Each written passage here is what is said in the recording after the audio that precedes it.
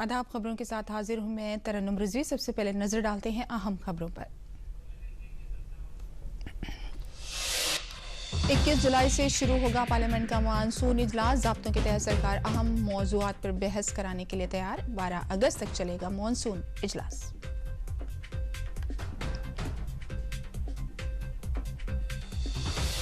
Bharat Australia सफारती ताल्लुकात के 5वीं सालगिरह पर नई दिल्ली में दोनों ममालिक के वज़राए दफ़ा की हुई अहम मीटिंग। कहा, दहशतगर्दी के खिलाफ ऑस्ट्रेलिया भारत के साथ खड़ा है।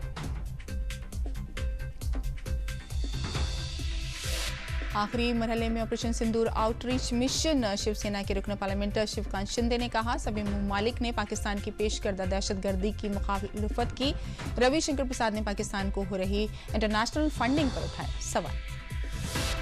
राजधानी लखनऊ में आज 16वीं मालियाती कमीशन की हुई मीटिंग। मरकजी मालियाती कमीशन के चेयरमैन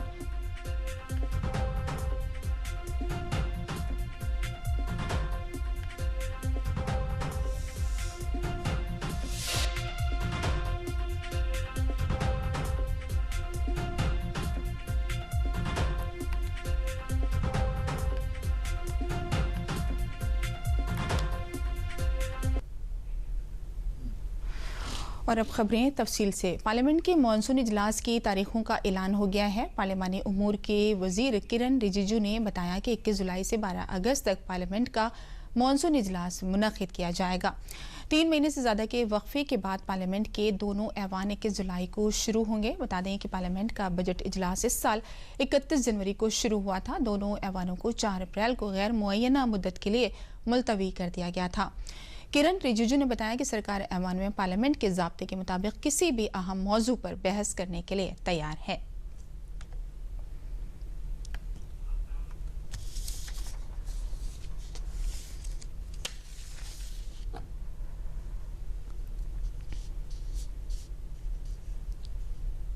मानसून सेशन का तिथि हमने तय किया है। हम राष्ट्रपति जी को प्रपोजल भेजेंगे समन करने के लिए।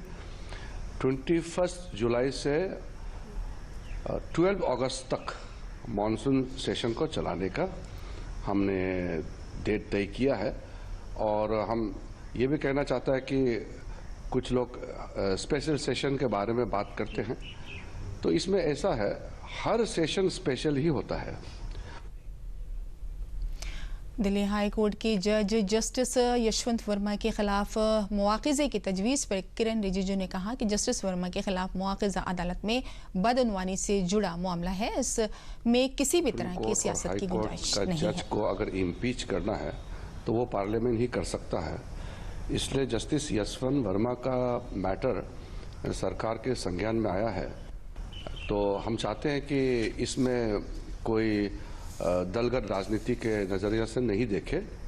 मेजर पॉलिटिकल पार्टी के नेताओं से मेरा संपर्क शुरू किया है और हमने ये भी कहा है कि जो जुडिशरी में करप्शन का मामला है, ये देश के लिए बहुत गंभीर मामला है। इसमें कोई पॉलिटिकल पार्टी जो अपना एक व्यू लेने का आवश्यकता नहीं है। हम सब मिल करके एक कलेक्टिव व्यू लेकर के चर्चा करके फिर जो इम्पीचमेंट होना है पार्लियामेंट ही कर सकता है। तो इसमें एकजुट एक आवाज में हम करें, इसका प्रक्रिया हमने शुरू कर दिया है। भारत ऑस्ट्रेलिया सिफारती ताल्लुकात की 5वीं सालगिरह के मौके पर नई दिल्ली में दोनों ममालिक के दफाई वज़रा की अहम मीटिंग। वज़ीर दफ़ा राजनाथ सिंह ने भारत और ऑस्ट्रेलिया ने 2 तरफा दफाई ताल्लुकात में अहम हुसूलियात हासिल की। साथ ही राजनाथ सिंह ने ऑस्ट्रेलिया के हम मनसब को मगरबी मुआहदे पर भारत के सामने आने वाले चैलेंजेस से भी रूबरू कराया। इसके अलावा उन्होंने ऑस्ट्रेलिया के वज़ीर दफ़ा रिचर्ड मॉलिस इंतखाबात में शानदार जीत के लिए मुबारकबाद दी। ऑस्ट्रेलिया के वज़ीर दफ़ा रिचर्ड मॉलिस ने दहशतगर्दी के खिलाफ भारत के साथ मिलकर काम करने के अज़्म को दोहराते हुए पहलगाम दहशतगर्दाना हादसे पर दुख का इजहार किया और कहा कि दहशतगर्दी के खिलाफ ऑस्ट्रेलिया भारत के साथ खड़ा है।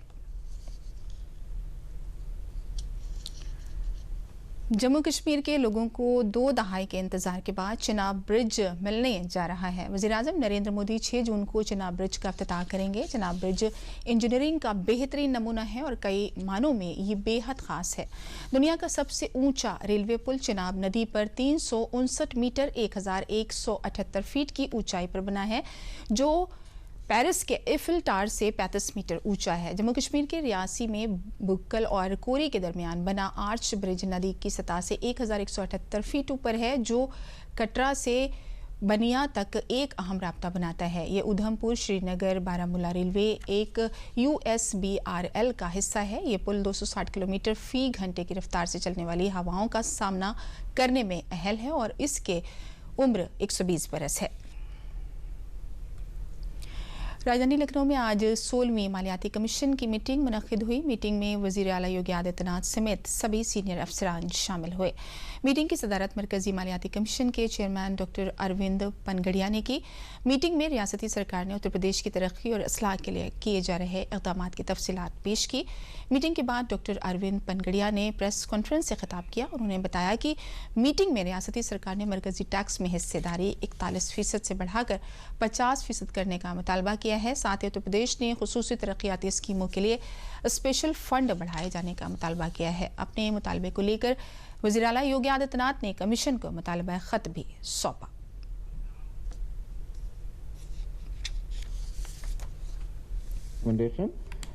On demographic performance, as I mentioned to you earlier, it doesn't help UP. So it said reduce the weight of that from 12.5% to 7.5%. On forest and ecology, it reduces the weight from 10 to 5%. And UP has also said that, look, give currently finance commissions, when they look at forest, they are looking at the dense, very dense and dense forest, but it leaves out the open forest or other tree covers. So the UP government is also saying that, look, take into account the open forest also, as well as the other tree cover.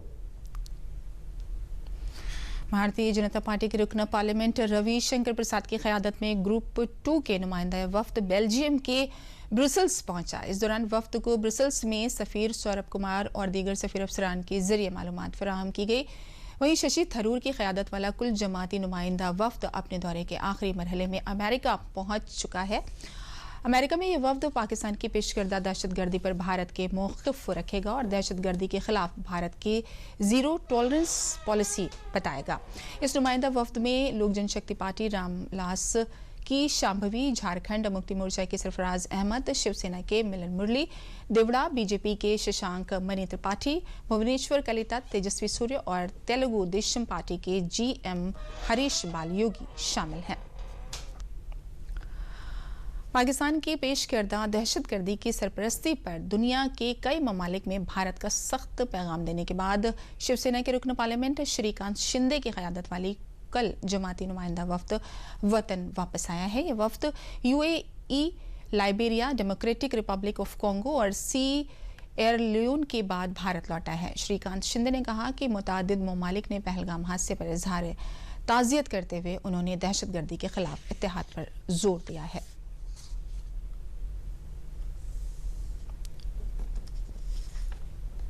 अलग अलग 7 delegation अलग अलग देशों में जाकर सभी देशों को आतंकवाद के खिलाफ सेंसिटाइज करने का काम सभी डेलीगेशंस के लोगों ने किया है और जहां जहां हम गए वहां भारत के प्रति संवेदना और जो 22 तारीख को हमला हुआ उसके प्रति निंदा करने का काम किया। खबरों में आगे बढ़ने से पहले लेते हैं एक वक्फा।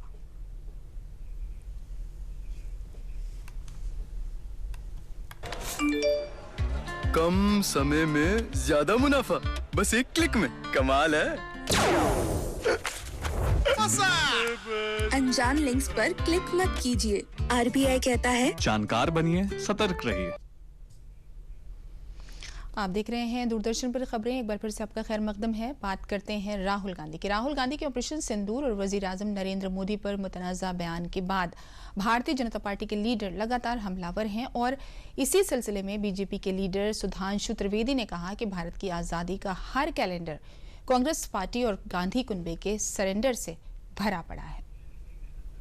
प्रतिपक्ष राहुल गांधी जी ने प्रधानमंत्री श्री नरेंद्र मोदी जी के बारे में जिस प्रकार की आपत्तिजनक और ओछी टिप्पणी की है, उसके द्वारा एक बार पुनः उन्होंने यह सिद्ध कर दिया है कि उनके अंदर नेता प्रतिपक्ष जैसे गंभीर पद को धारण करने की योग्यता और परिपक्वता नहीं है। आपने 15 जुलाई 2011 को यह बोला था कि आतंकवाद को काबू नहीं पाया जा सकता। यह था आतंकवाद से सरेंडर। आपने केवल 2 साल पहले मार्च 2023 में विदेश में जाके बोला था कि डिफेंडर्स ऑफ डेमोक्रेसी अमेरिका और यूरोप क्यों भारत के लोकतंत्र में हस्तक्षेप नहीं कर रहे हैं। ये होता है सरेंडर। 26/11 के हमले के बाद आपने फौज को कार्रवाई की अनुमति नहीं दी आपकी सरकार ने। ये होता है सरेंडर। हिंदुस्तान की आजादी का हर कैलेंडर आपकी पार्टी, आपकी सरकार और आपके खानदान के सरेंडर के शर्मनाक कारनामों से भरा हुआ है। इस साल आलमी यौम माहौलियात के मौके पर एक पेड़ माँ के नाम 2.0 का आगाज होगा। वज़ीर-ए-आज़म नरेंद्र मोदी के मिशन लाइफ के विजन को आगे बढ़ाने के मकसद से ही इस मुहिम के दूसरे मरहले की शुरुआत हो रही है। इसके तहत 10 करोड़ पेड़ लगाने का हदफ रखा गया है। इस मुहिम के शुरू होने से कबल वज़ीर तालीम धर्मेंद्र प्रधान ने मुल्क के बाशिंदों, खासकर तलबा से अपील की है कि वो इस मुहिम से ज़्यादा जुड़ें और पेड़ लगाएं। एक पेड़ माँ के नाम 2.0 के रूप में हमारा लक्ष्य है कि 5 जून से 30 सितंबर तक 10 करोड़ पौधे लगाए जाएं। लेकिन यह अभियान सिर्फ आंकड़े के बारे में नहीं है, बल्कि प्रकृति के प्रति हमारे प्रेम और जिम्मेदारी की भावनाओं के प्रतीक है। यह अभियान एक ऐसे भविष्य के प्रति समर्पण है जहां प्रकृति की सम्मान हमारी रोजमर्रा की जिंदगी का अहम हिस्सा हो। इसी साल मैं आपसे अनुरोध करता हूं, अपनी माँ के नाम पर एक पेड़ लगाएं, उसकी देखभाल करें, उसे बढ़ते हुए देखें और फिर उसकी कहानी सभी को सुनाएं। हर साल 5 जून को माहौलियात का दिन मनाया जाता है। इसी सिलसिले में शिमाल मशरकी रेलवे ने माहौलियाती तहफ़्फ़ुज़ के लिए मुतअद्दिद कोशिशें की हैं। चीफ अवामी राब्ता अफसर शशिकांत त्रिपाठी ने बताया कि शिमाल वस्ती रेलवे ने 2022 से अपनी मुहिम शुरू कर दी थी। प्रयाग डिवीजन में साइकिल रैली और संगम इलाके में सफाई मुहिम चलाकर लोगों को माहौलियात के तहफ़्फ़ुज़ के लिए बेदार किया गया। माहौलियाती तहफ़्फ़ुज़ के लिए UTS ऑन मोबाइल ऐप का भी अहम किरदार रहा है। महाकुंभ मेले में इस सहूलत के जरिए पेपरलेस टिकट की वजह से हजारों पेड़ों को काटने से बचाया जा सका है। ये 5 जून को विश्व पर्यावरण दिवस है। हम अपने सभी रेलकर्मियों को और सभी उपभोक्ताओं को, सभी हमारे जो यात्री हैं, उन सभी को सबसे पहले तो इसकी शुभकामना देते हैं। हम लोगों ने 22 मई को एक साइकिल रैली के माध्यम से जन जागरूकता निकाल के इसको प्रारंभ किया था। 1 जून को हम लोगों ने 1 लाख वृक्षों का वृक्षारोपण किया है पूरे उत्तर मध्य रेलवे के अंतर्गत। 1 लाख ये हमारा एक नंबर है जो हम लोग इंश्योर कर रहे हैं कि इससे अधिक ही हम करेंगे। और हम अपने हर एक स्टेशन पे भी ये इंश्योर कर रहे हैं कि कम से कम 25 पौधे हर एक स्टेशन पे उत्तर मध्य रेलवे के लगाए जाएं। हिंदुस्तानी खलाई मुहिम में एक और नया बाब जुड़ने जा रहा है। 1984 में स्क्वाड्रन लीडर राकेश शर्मा के बाद लखनऊ के शुभांशु शुक्ला खलाई सफर पर अमेरिका से रवाना होंगे। शुभांशु भारत के दूसरे यात्री हैं जो खला पर अपने कदम रखेंगे। शुभांशु के खलाई सफर पर उनके कुनबे समेत मुल्क के लोगों में जबरदस्त जोश व खरोश है। शुभांशु के वालिद शंभू दयाल शुक्ला ने कहा कि उनके बेटे ने बचपन से ही मेहनत की और इस मुकाम पर पहुंचा। वहीं उनकी वालदा आशा शुक्ला ने अपने बेटे की कामयाबी पर खुशी का इजहार करते हुए कहा कि मेरा बेटा मुल्क का नाम रोशन करने जा रहा है। वहीं बहन शुचि मिश्रा ने कहा कि एयरफोर्स से लेकर एस्ट्रोनॉट बनने तक मेरे भाई ने सख्त मेहनत की है।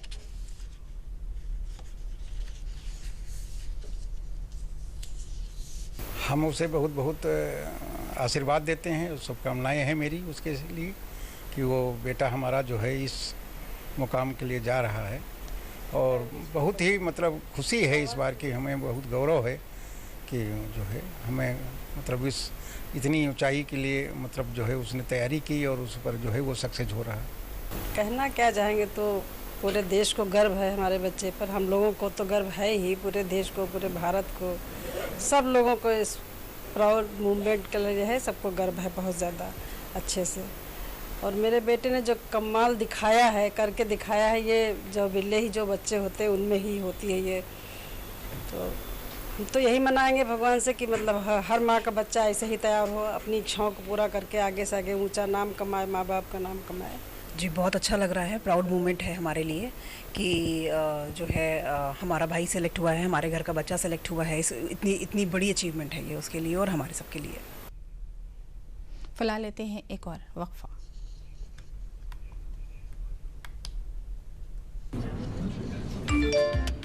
Work from home, high salary, बस एक क्लिक में। अरे वाह!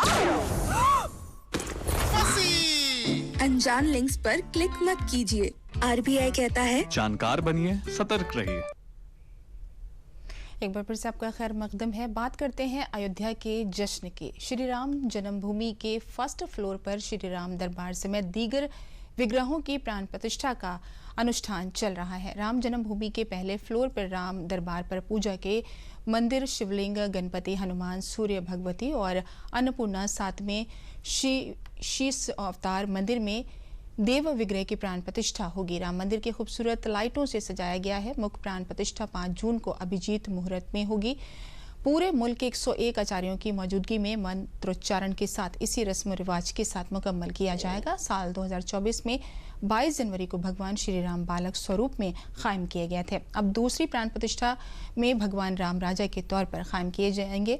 राम मंदिर की पहली मंजिल पर राजा राम का दरबार होगा। इस दरबार में भगवान राम और उनके अनुज लक्ष्मण, भरत, शत्रुघ्न और माता जानकी और सेवक हनुमान होंगे। दर्शन के लिए अयोध्या पहुंचे अकीदतमंदों ने खुशी का इजहार किया है।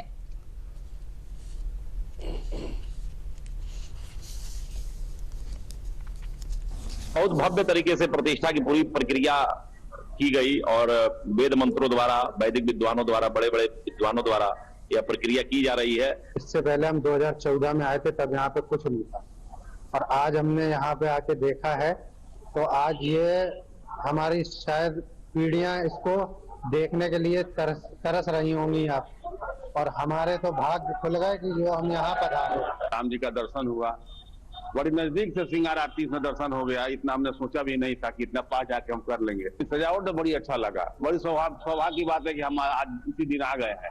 हमको मालूम नहीं था, यहाँ आने के बाद मालूम हुआ कि ऐसी व्यवस्था है, तो मैं रात में ही रुक गया और सुबह दर्शन किया। अयोध्या में जोशो खरोश अपने उरूज पर है। आने वाले अकीदतमंद भगवान श्री राम लला के चरणों में प्रणाम करके खुशी का इजहार कर रहे हैं। कोई दुबई से आया है और कोई गोंडा से। सभी अपने आराध्य को नमन करना चाहते हैं। अकीदतमंदों के लिए नक्लो हमल के इंतजाम से लेकर सभी बंदोबस्त बेहतर तरीके से चलाए जा रहे हैं, जिससे किसी को किसी मुश्किल का सामना ना करना पड़े। कल वजीर आला योगी आदित्यनाथ राम दरबार समेत 7 मूर्तियों को कायम करेंगे। इसके बाद ये मंदिर मुकम्मल शक्ल में आ जाएगा।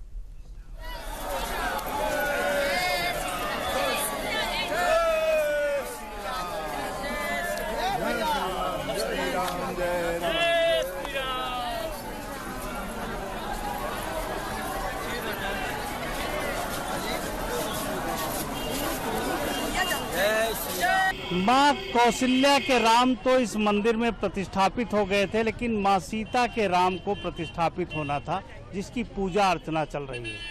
भगवान राजा के रूप में इस मंदिर में स्थापित होंगे, तब राम राज की कल्पना साकार होती है। कल विधि विधान से भगवान श्री राम जी का दरबार इस मंदिर में स्थापित होगा। उसके 6 तारीख से लोगों के पूजन अर्चन के लिए मंदिर खोल दिया जाएगा। हम लोग प्रयागराज से आए हैं जी। बहुत मंगल में, बहुत अच्छी है, बहुत आनंदमयी यात्रा है। बहुत अच्छे, बहुत बढ़िया, बहुत सुगम, बहुत अच्छे लोग हैं यहाँ पे, बहुत बढ़िया है। भगवान राम जी का जो दरबार है वो स्थापित होने जा रहा है, क्या लगता है आपको उसके बाद? बहुत अच्छा है। पब्लिक को आगे तो विश्व से आएंगे। मैं सऊदी अरेबिया में जॉब करता हूँ, छुट्टी मिली तो माता रानी को दर्शन कराने लेके आया हूँ। यात्रा बहुत अच्छी है और भगवान करे जल्दी उनका दरबार स्थापित हो। हम लोग फिर से दर्शन करने आए। मेरा तो बचपन ही यही बीता है तो हमें तो बहुत ज़्यादा परिचित भी था और उत्सुकता भी है कि अब चीज़ें और अच्छी हो रही, डेवलप हो रही, चेंजेस हो रहे हैं। तो भगवान से बनाएंगे कि जल्दी उनका दरबार पूरा हो, हम लोग फिर से आए। गर्मी तो भूल ही गए हैं। भगवान के प्रभु के दर्शन करके गर्मी का तो कोई एहसास ही नहीं है। बस प्रभु के दर्शन हो गए, मन ही नहीं भरा देख के, ऐसा लगा खड़े रहे वहीं पे। जय श्री राम। बहुत अच्छी यात्रा थी। सहसा मुख न जाए सो वर्णे। अब हम क्या वर्णन कर सकते हैं, इतनी अच्छी यात्रा, प्रभु के दरबार और अच्छा विकास हुए। सरयू के जल से जलाभिषेक हो रहा है और आज 9 ग्रह की स्थापना हो रहा है और ब्राह्मणों के द्वारा वैदिक मंत्रों के द्वारा मंत्र हो रहा है। और आपको बताना चाहता हूँ जिसमें शक्कर स्नान होगा, शहीद स्नान होगा और दही स्नान होगा, दूध स्नान होगा। ये सारे पूजा पाठ होंगे आज विधि विधान से। काल उत्तर प्रदेश योगी आदित्यनाथ जी महाराज 12 बजे आएंगे यहाँ पे, और 12 बजे आने के बाद वहाँ पे जाएंगे, राम दरबार में शामिल होंगे, क्योंकि योगी आदित्यनाथ जी का काल जन्मदिन है और एक भव और दिव्य है, क्योंकि राम राज बैठे त्रिलोका, हर्षित भये गए सब शोका। आज हम लोग सभी देशवासी हर्षित हो रहे हैं, क्योंकि मेरे राम वनवास काटने के बाद अब सिंहासन पे विराजमान होने वाले हैं।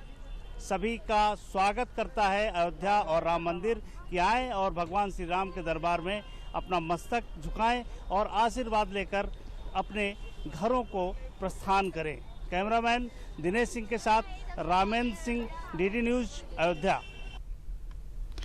अलीगढ़ जिले में खुद इमदादी ग्रुप की खवातीन अपना रोजगार कायम करके खुद कफील बन रही हैं। ग्रुप की दीदियां अपना रोजगार करके बन रही हैं लखपति। सालाना 1 लाख रुपए से ज्यादा रकम कमा रही हैं। इससे वो बहुत खुश हैं और अपने कुनबे का गुजर बसर कर रही हैं।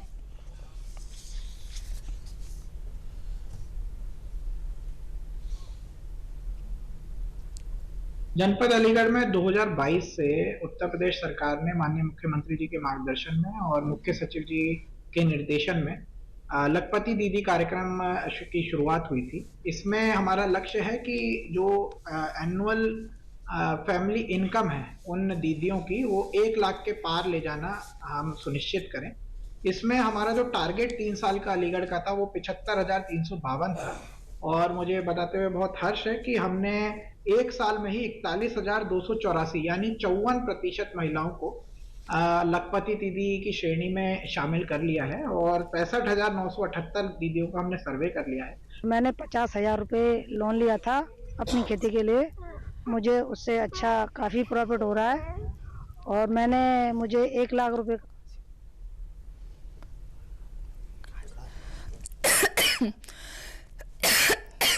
डेयरी का उत्पादन किया, और जिससे मेरी आय आज 1 लाख रुपए करीबन है। मैं मोदी जी को बहुत धन्यवाद देती हूँ जिन्होंने महिलाओं को आगे बढ़ाने के लिए ये योजना लाई। मैंने अपने समूह में से सर 50,000 रुपए का लोन लेके और तोरई और ये करेले की खेती की है, जिससे मुझे बहुत प्रॉफिट है। 1 लाख से ऊपर की प्रॉफिट है मुझे, और मोदी जी का बहुत बहुत धन्यवाद। इसी के साथ खबरें खत्म हुई। इजाजत दीजिए। तरन्नुम को शब खैर।